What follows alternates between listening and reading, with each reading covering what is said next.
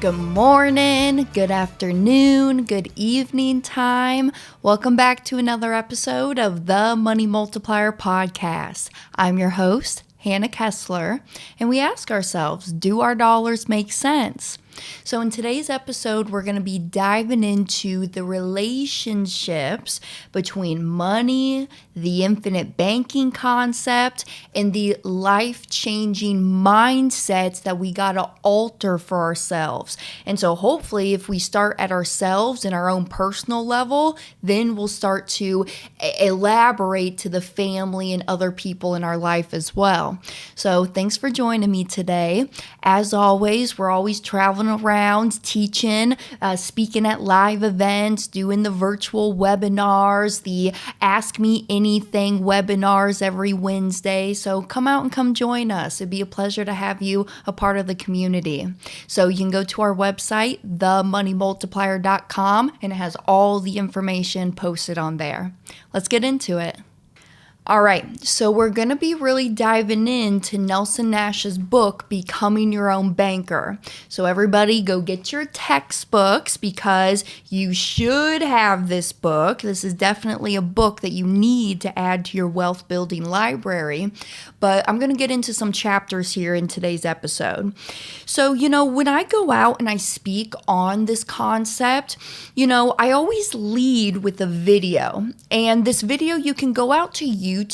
It's called The Backwards Bicycle, and it's about 7.5-minute videos. It's really not that long, but I like to show it just because it gets us geared to being open and receptive to these new ideas and new ideologies, because in that video, just high level, the knowledge that we have today, that knowledge does not equal understanding. And you got to be very, very considerate of how you are viewing the world situations that come up to you, because you are really viewing that with a bias. And so with this whole concept of IBC, it is totally different and opposite to what the masses, the government, and others want us to do. So I like to lead with that video, and then actually immediately after that video, I have a slide posted up with a Will Rogers quote. And here's what Will Rogers says. He says, "The problem in America isn't so much what people don't know, it's what they think they know that just ain't so." So you gotta be cautious to how you are receiving information. When you go out to like webinars or conferences or meetup groups, you don't gotta take everything that person is dishing out to you, whether it be the speaker or that one-on-one networking that you're doing. Just take some of the information and throw out the rest. Throw out the rest that doesn't pertain to you or that you really don't want to keep in your back pocket. But don't be shut off to just everything. And so Nelson Nash's book, before Nelson even gets into talking about the product of utilizing a whole life insurance policy to do our banking function through, before he even gets to the product or talking about the process, he really hones in on 5 human behaviors that we must overcome. And the 5 human behaviors: Parkinson's law, the golden rule, arrival syndrome, use it or lose it, and then also Willie Sutton's law. So all of these 5 human behaviors we gotta overcome, or this infinite banking concept, it's not gonna be a silver bullet for you. This is you putting this into action. Again, it's not the product, it's the process, the action of what you're doing, being your own banker in your own life now. And just high level recap, Parkinson's law, I think about that almost every single day, especially right now. I'm actually house hunting. I think I've been talking about that a little bit, maybe not on the podcast channel, but definitely on the webinars. And I look at some of these houses and I'm just like, oh, that is so cool. It's so beautiful. But Hannah, just because you can afford it doesn't mean you need 5,000 square feet being a single female and having 2 kitty cats on the property. You just don't need it all, right? So Parkinson's law once was a luxury is now a necessity. So it brings you down to that grounding level because, even like right now, it's funny too. Dad kind of always talks about the cars, right? And the car windows. When you get in the car, you'd have to roll it down manually like this with your arm, where now you just have your little button that you press and you got your automatic window. So do you ever see yourself going back to a roll down window where you're cranking it like this? Probably not. But that's what we love about advanced technologies and moving forward in the future. But you got to remain humble. Remember where you came from and just understand that, yes, just because you can afford it maybe doesn't mean that you need it in your life. There are differences between needs, wants, and what you actually would need for yourself. I don't know if that made sense, but you get me. So there's Parkinson's law, Willie Sutton's law. Hey, wherever the money is, somebody's going to come in and try to take it. There's the golden rule. The one who has the gold makes the rules. The arrival syndrome. Okay, you got to stay open-minded and keep learning in this lifetime because you do not know everything that there is to know out there on this planet, in this world. And if you do, you might as well just be dead. Because what good of a life and how fun is that gonna be when you just think that you know everything that there is to know on this planet? In my opinion, that's a little egotistical and a little arrogant. So, and then finally, he talks about the use it or lose it, right? Use the things and use the resources, because if you don't use it, you're gonna lose it. So I'm kind of thinking too, that even comes with like health, right? If you aren't going out there exercising every day or walking the dog or just moving your body, you're going to probably lose some functionalities of your body. So use it or lose it, baby. So I'm not going to get really deep into Nelson Nash's laws right now, but a few things just to preface this conversation before we really get into the weeds of it. Because in the last few episodes, we've been really talking about rule number 1, which is paying yourself first. So paying yourself first, we talk about that all the time. But I want to hone in on what rule number 2 is.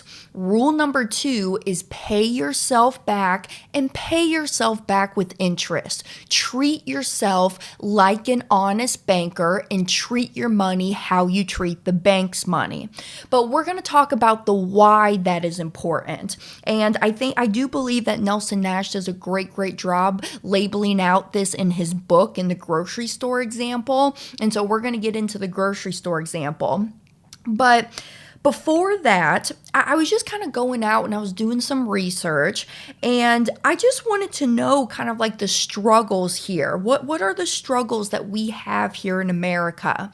And where I kind of started at is I went to Google and I said, Google, what is the number 1 cause of death? All right. And okay, let me say this too.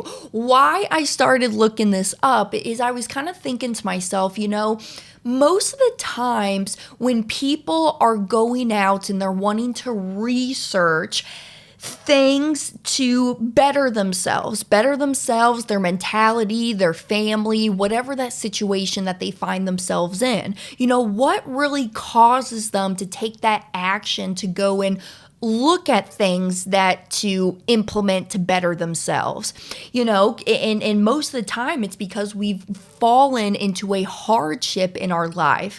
Maybe it's our health is declining. Maybe our marriage sucks and is falling apart. Maybe we lost a loved one.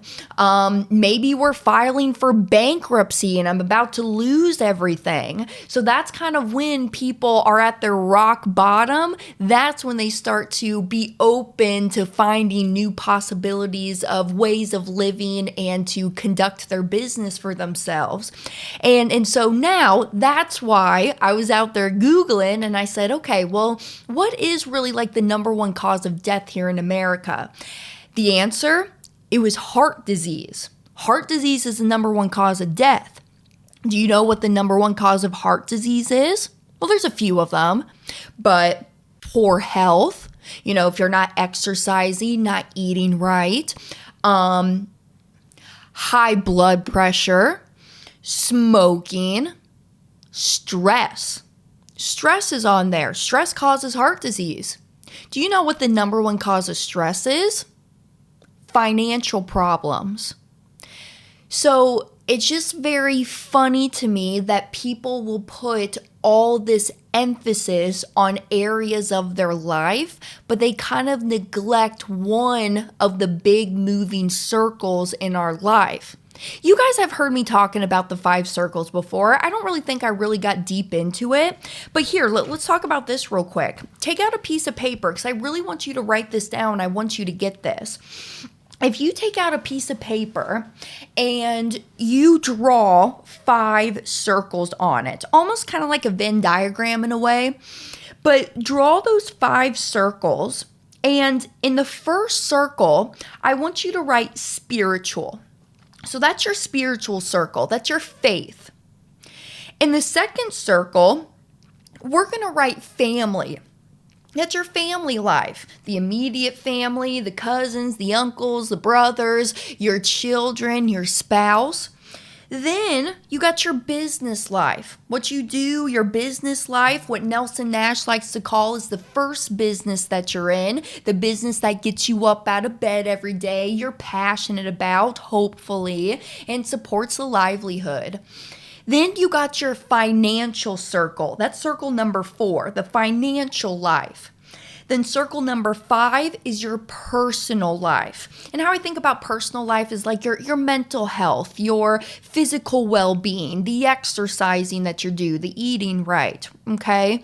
So the whole objective, in my opinion, is that we're trying to keep these 5 circles in balance. And at one point, if one of those 5 circles gets a little too heavy or lopsided, you start to neglect the other circles that are there. So for instance, if you're working 12-hour days, 7 days a week, probably your personal and family circle is going to start shrinking. How about if you're not focusing on your spiritual or faith? Well, probably there's going to be areas like your family life could start shrinking, your business life, because maybe you don't have those codes of ethics and morals that you're following. I don't know. But we got to start keeping those 5 circles in balance. So here's what I want you to do. I really want you to sit down with yourself and be honest with yourself. Go through those 5 circles and really assess and think to yourself, hey, are these in a line and are these in balance? I know it's not going to be 100% in balance all the time. Life happens. We have the windfalls, we got the downfalls. And I love that we have that too, because we can't enjoy the highs without the lows. But why we have those lows as well is it really pushes us to grow and evolve, okay? My mom always says, God gives his hardest battles to his strongest soldiers, okay?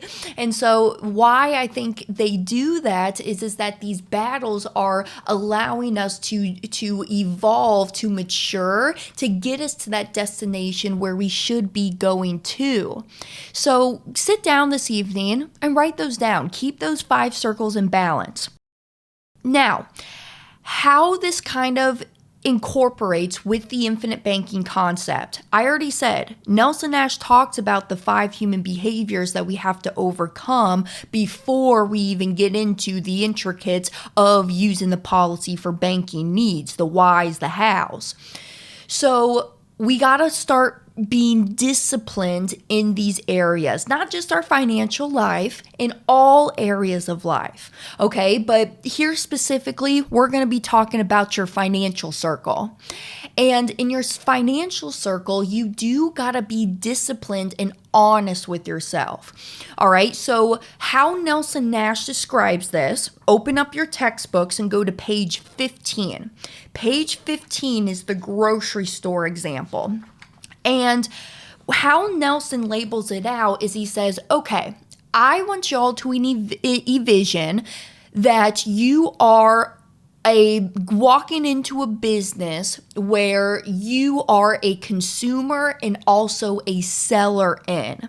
And the grocery store business is like the perfect thing just because, hey, everybody's got to eat, okay? So whether it's your grocery store, somebody else down the road, you got to go to a grocery store to get that food for yourself, for your family, to keep feeding yourselves. And when we want to go out and we want to start a grocery store business, you know, we go out there, we look at storefronts, we look at the properties, and we see where we want to establish this operation at. Once we've gotten to the point where we found the perfect location to start the grocery business, there is a difference between going through the front door and going through the back door. So let's make believe that you have a spouse, you're married, you got children. Well, when your spouse walks into the grocery store and they are accumulating their groceries for the family, do you think that that spouse is going to go through the front door, past the cash registers, or do you think they're going to go through the back door? Most of the time, they're going to go through the back door, right? Because, hey, it's my business. I can do whatever I want in my business. But you know what that definition is? Theft. You are stealing from your business. Let's read this from Nelson Nash's book real quick. Once you get this all set up and in operation, the difference between the back door and the front door is a very good living if you can turn the inventory enough times. So he continues on to say that the grocery store business does operate on a very small margin, right? I don't know. It's okay. I was saying, you know what I was saying the other day? I was saying the word hairs instead of heirs. Dude, it has an H on the end. Why are we saying heirs? Is the H silent? Okay, apparently the H is silent. So he continues on to say that grocery stores operate on a very small margin on some items. So like a can of peas, if you can turn this over so many times, let's say it's 15 times, you can break even. But let's say you turn it over 17 times. Now you're profitable. If you turn it over 20 times, now you can retire early. So when you have a business that you are also a consumer in, we have to take note that we need to treat our capital, our goods, our services like it has a cost to it. Even like down here, like in Florida, in like the music scene that I'm in, there's a lot of DJs or artists and bands that will put on shows, and a lot of their closest friends will say, hey, you're coming to my town? Is there a way that I can get a free ticket from you for this event? And, you know, that's a little disrespectful, in my opinion, to that artist. Even like if you are an artist that you like to craft, okay, maybe you crochet sweaters or you paint or something like that. It's me coming to you and saying, hey, that's a really cool painting. Do you think you could paint me something for free? No, because it takes time, energy, work, and effort to get this final product out to you. And if I'm just giving away my goods, my services, my products like that, I'm not going to make a very good living. I still got to put food in my belly, keep my electricity on, and feed my kitty cats every single night. So the people just don't get. They just all want free, free, free. Gimme, gimme, gimme. But in my opinion, when you do not put a price tag on something, you are not going to value that item. I have done so many webinars and courses for free. And when I say free, most of the time y'all show up, but when it's free, what y'all are doing is you're not paying attention. Hannah, this is just free. I got no skin in the game. I just want to unload my dishwasher, play with the baby while you're sitting in the background talking right now. So you got to put a price and a cost to your time, your capital, your good, your product, because you got to respect that product. And I say this a lot too, if you respect that item, the money, the good, whatever it is, you will see that flow and grow to where that item, that dollar, whatever is respected at. So Nelson continues on to say, all right, well, here comes the complicated part. Please pay close attention. This point is critical and requires honesty. Out of which stores is she likely to take the groceries, the front or the back? And then he continues on. I've already asked y'all that question, that when Nelson would teach this, most of the time people would say the back door. And this is a very polite description of theft. Probably more businesses have been destroyed or severely limited by this sort of behavior than anything else. It is a feeling among owners and those related to them that this is our business and we can do anything we want to do.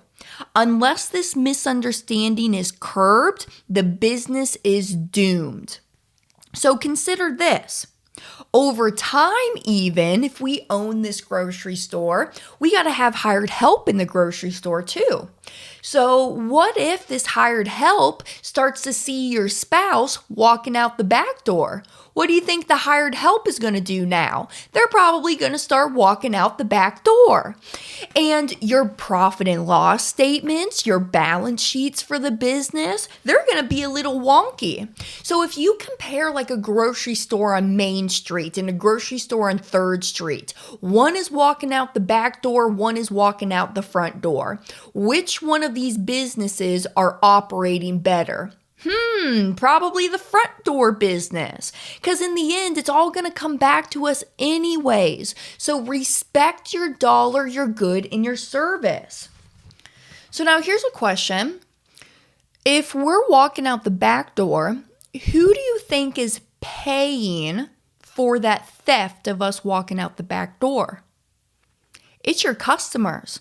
It's your customers and the consumers that are coming into that grocery store. Do you think now that you're probably going to have to raise prices on the can of peas that you have sitting there on the shelf because your spouse is walking out the back door and you got to make sure you make the profits and the margins just to break even? Absolutely. Yes, that's what's going to happen. So now your customers and your consumers are going to be paying higher prices. So, hey, why should I sit here with you at your grocery store, Hannah? Instead, I'll just go down to the Winn-Dixie down the street, and over there, the prices are cheaper. So I'm just going to take my business and go over there. So now you're going to start losing your captive customers and your captive audience. So theft is devastating. Just consider if you steal one of the cans of peas, well, now you got to sell 20 of them just to make up for that lost item. So anybody in any business, theft is just not great, and that business is going to be doomed. And when you take it to us talking about the banking business in our life, all right, just like how Nelson says, business number 1 supports the income. Business number 2 is the one that finances and supports all of the livelihood, the expenses in our life, the banking business in our life, the financing business. Sorry, financing was the word I was trying to think of. Now, Nelson continues on to say that by now you should have realized that if you change these captive customers to wholesale prices, you have defeated the purpose of the business. The purpose of the business is to provide the income for you and to build a business that you will eventually sell and use the proceeds for retirement income. And if you start charging them those retail prices, you're going in the right direction. So I like that he uses that example of the grocery store because it is a good example, because it does follow into the lines that, yes, I got to make profits from my grocery business, but then I also got to play that honest banker, business number 2, the business that finances the things in my life. And I got to play that honest banker with myself. So don't just keep walking out the back doors. If you understand the grocery store, the rest of learning how to become your own banker is a piece of cake. So again, all of the principles and habits walking into this, we gotta have that solid mindset and foundation there. Even if we just like in our financial life, if we go and we pay off something, we pay off some debt, what do we normally do? We now just start to treat that free up of the monthly payments that we were sending to other people. We now just treat that like it's free money back to us. Or if you are running a business and you're just treating everything like it's just free to you, and you start giving away things to your family members, your friends. Let's say you own a mechanic shop for cars and now you're doing free oil changes for all your friends and all your family members. You're taking money out of your own pockets right now. The whole idea of us going out there and grinding away, putting the time, the sweat, the energy into us working and building that capital is so that then in the future, I can still retire and live these passive years of my life that I wouldn't have if I was just giving all this stuff away for free. So respect your dollar and play that honest banker with yourself. Because if you don't, somebody else is going to do it for you. What do you think's been going on all these years being consumers of the central banks? So I know y'all have heard my story. So my story, my family story, dad getting out of almost $1 million of debt. How we've used the policies to buy my van. We bought houses. We bought airplanes. We give to charity from the policies. We donate to the foundations. We buy our investments. So anything and everything is what we're using the policy money for. But I also wanted to share with you just a few other testimonials of other people of how when they were to incorporate paying themselves back and paying themselves back with interest, they have just saw a drastic change in their financial life. So someone states, we bought a new 2023 Tesla Y today with our whole life policy and became our own banker for the first time. I'm going to start paying myself back at market interest rates and using the system. Pretty cool to actually walk out each step. You guys gave us great support to help me on the first transaction.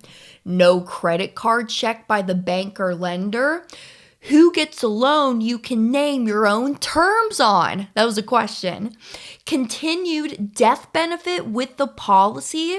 Create a tax savings on the repayments and flexibility for future use or hard money lending on investments. Those are just his 5 bullet points that he listed out there, which I think is so great. Man, you got this. I applaud you because you got this. And he's a member of the Money Multiplier. But when we just pay ourselves back, we are now taking the control and the ownership within our financial life. And this is where the freedom and the justice of the infinite banking concept come into play, because we are now in the driver's seat. I am the one who's a consumer and also a seller in my own business. And that's the banking business. That's what we're talking about when using the policies. Here's another one. I have been listening to several advisors about infinite banking, and this is the first person that was able to turn the light bulb on in my head. Someone says, awesome training. Thank you again for your life-saving messages and your continued passion. I'm doing my best to absorb your education and teach them to my 4 daughters. I cannot wait to meet you, as you have many beautiful hearts, and I had the pleasure to meet y'all at the PMC community in Raleigh, North Carolina. Another one, you guys are doing beautiful things and providing great content. Can't wait to see the impact this has on my life. I do have something that really resonates with me, Chris. When you say take action, I earn as I learn. All right, so that was just a few of them, you know. Lastly, thank you so much for your patience with my learning curve. Sometimes when you are an analytical, it just takes longer to run through everything. I get it. I got my mama.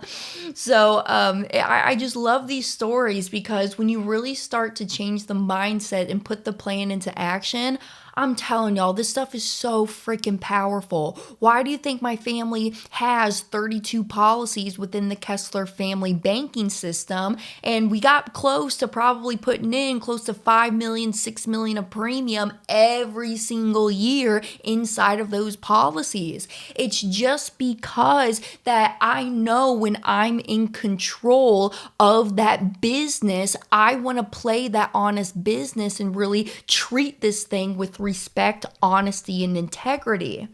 So here's what I really want y'all to do, okay? Starting today, how to shift that mindset. Because again, you're thinking to yourself, well, Hannah, this is my money. Why do I have to pay myself back? Why do I have to pay myself back with interest? I mean, really, you don't. You don't have to pay yourself back. You don't have to pay yourself back with interest. Honestly, loans on the policy are not required to pay yourself back into. But if you do, those results are going to be astronomically different. And Nelson Nash does a good showing us that in his book when he compares like the sisters, the 2 sisters. One has a CD account, the other one has the policy, or even like in the equipment financing examples, the differences of financing 1 truck for the business versus those 4 trucks, and the differences of how we came out in the end at. So I want you to practice your gratitude, all right?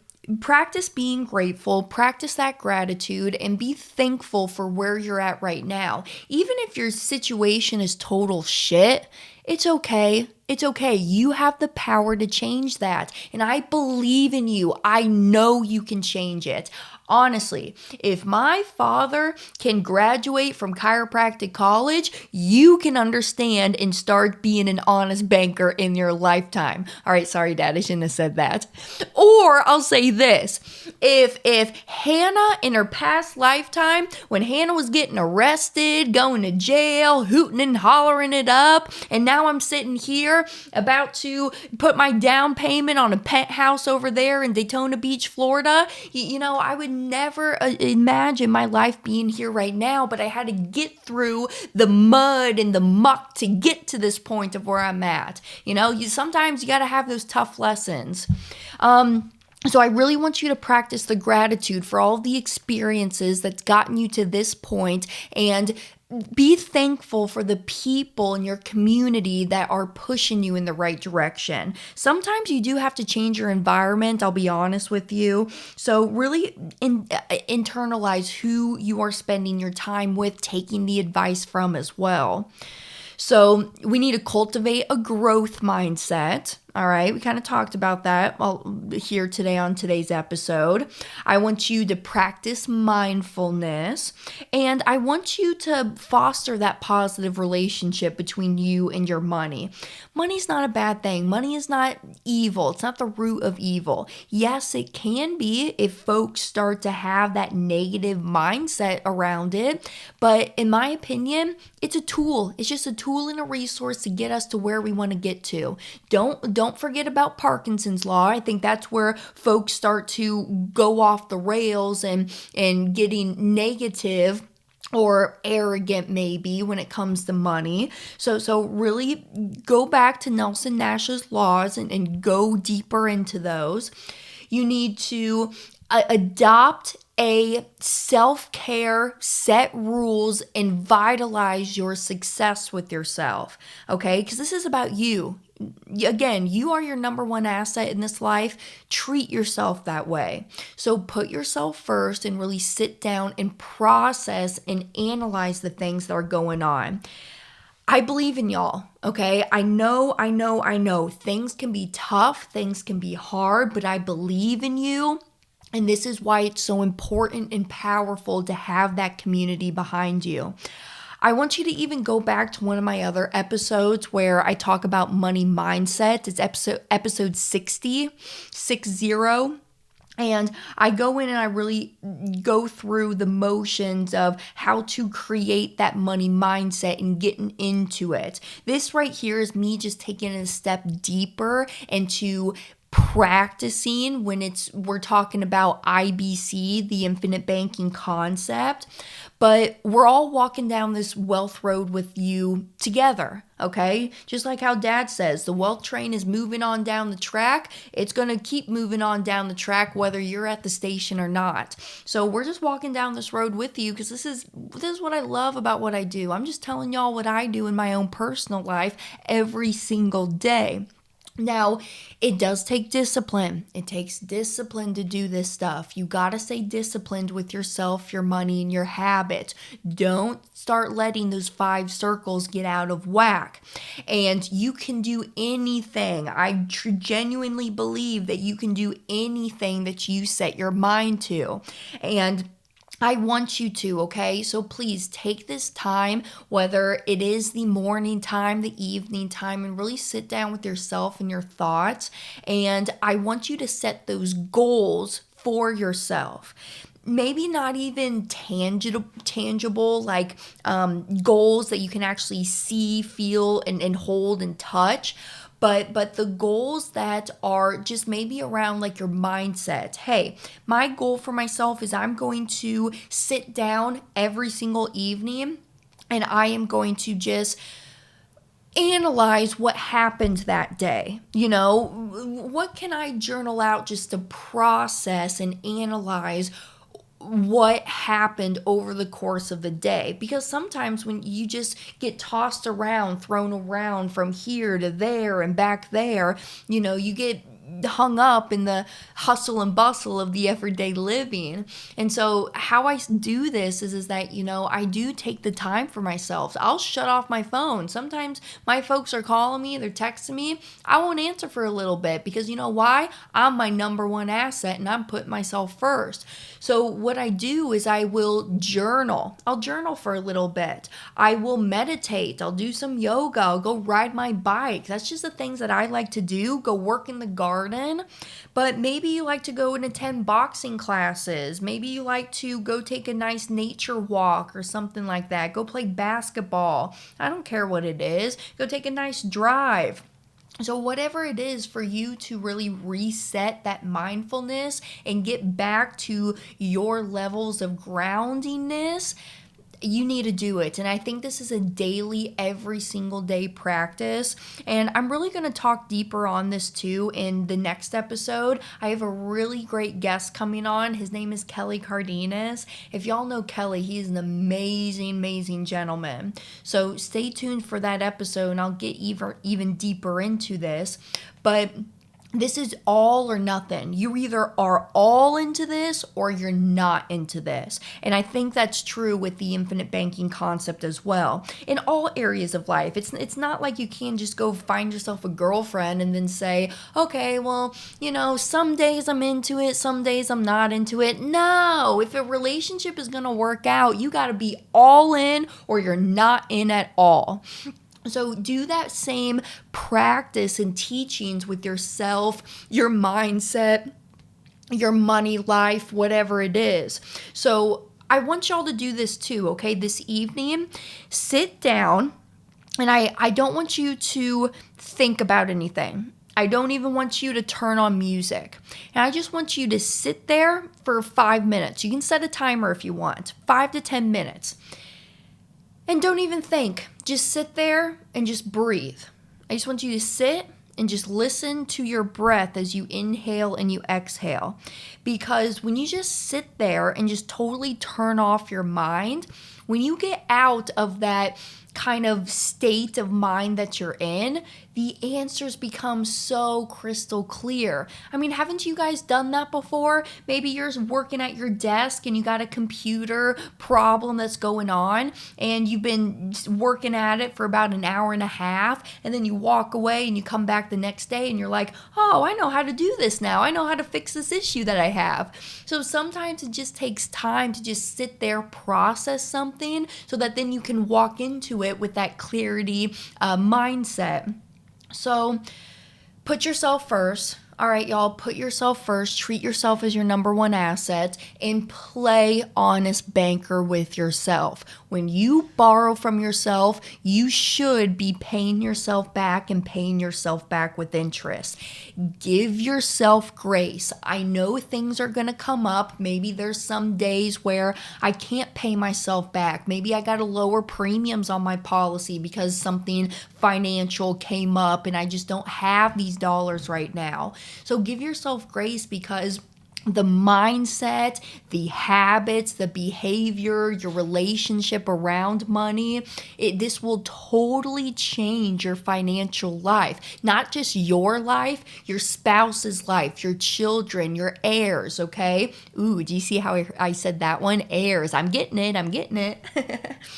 But I believe in you. And if you need an accountability partner, I am here. I want to hold you accountable.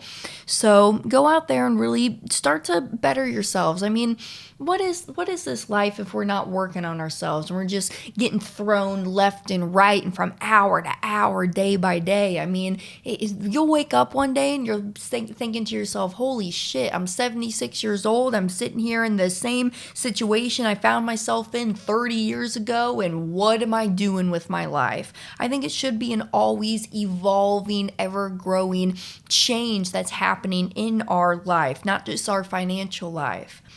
So thank you, y'all, for tuning in to today's episode. Stay back, because next week we will get deeper into this conversation with Kelly coming on and things like that. And honestly, y'all too, I don't know if I talk about this a lot on this show, but I go out to women mastermind retreats a lot. I've really created a good relationship with a lot of the women that I've been meeting in my business and personal life, and we just work on ourselves, all right? Get around those like-minded individuals, and you do not want to be the smartest person in the room. I'm telling you right now, do not be the smartest person in the room. If you are, you need to go out and find yourself a new room. So if you're interested and want to come and join those masterminds and things that we're doing, holler at me. I'm also thinking I even want to host my own mastermind here soon.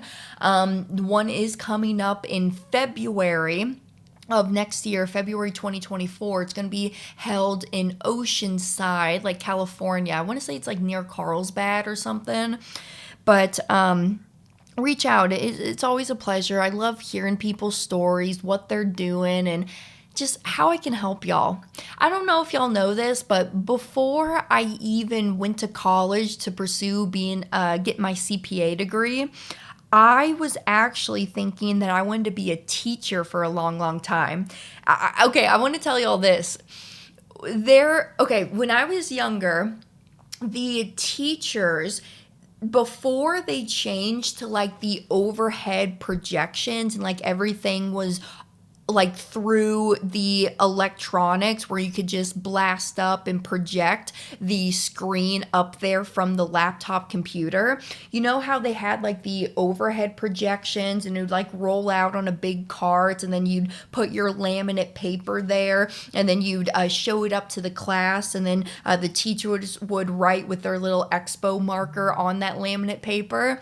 Well, I remember that I was, it was the end of school, And all of the teachers, I think I was in elementary school at the time, and all of the teachers were getting the projectors that could just hook up to their laptops directly, and they didn't have to roll out the big carts. And so the teachers were giving away all of the material, because I mean, what are they going to do? They're just going to throw it away, or hey, some of you kids, do you maybe want some of this material? And I did. I picked up a lot of the pages, and I came back home. And upstairs in our Olathe house, Olathe, Kansas is where we were living at the time. Upstairs, Mom had a desk, and it was an old school desk. I don't know where she got it from. She probably told me, I kind of forgot. But it's an old school desk. I want to say maybe it's like my great grandmother's. And one day, it was the last day of school, and I dragged my younger brother's butt up there. My younger brother is Zach. And I said, Zach, all right, we got all this new material. We're going to play teacher right now. And I would literally make Zach sit his butt in that desk, and I would hand him over the reading material, the math pages, whatever. And Zach would do all of the work for me, and then I would grade his work.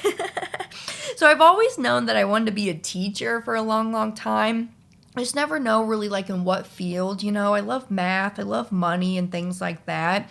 But even just disregarding math and money, there's just so many other avenues that we got to work on in our life that's not just the math and the money and the income. So hopefully this has lit up a few light bulbs, or maybe lit up some fires underneath some of y'all's bums, because hello, this is a wake-up call for y'all. If you have been pushing some things off for some time, I think you need to start working on it now, because you're going to feel so much better. Once you get those to-do lists done, don't you just feel so much better with yourself? So go out there, get it done, and you are great. So go out there and act accordingly to your greatness. Until next time, I'll catch y'all then. Bye now.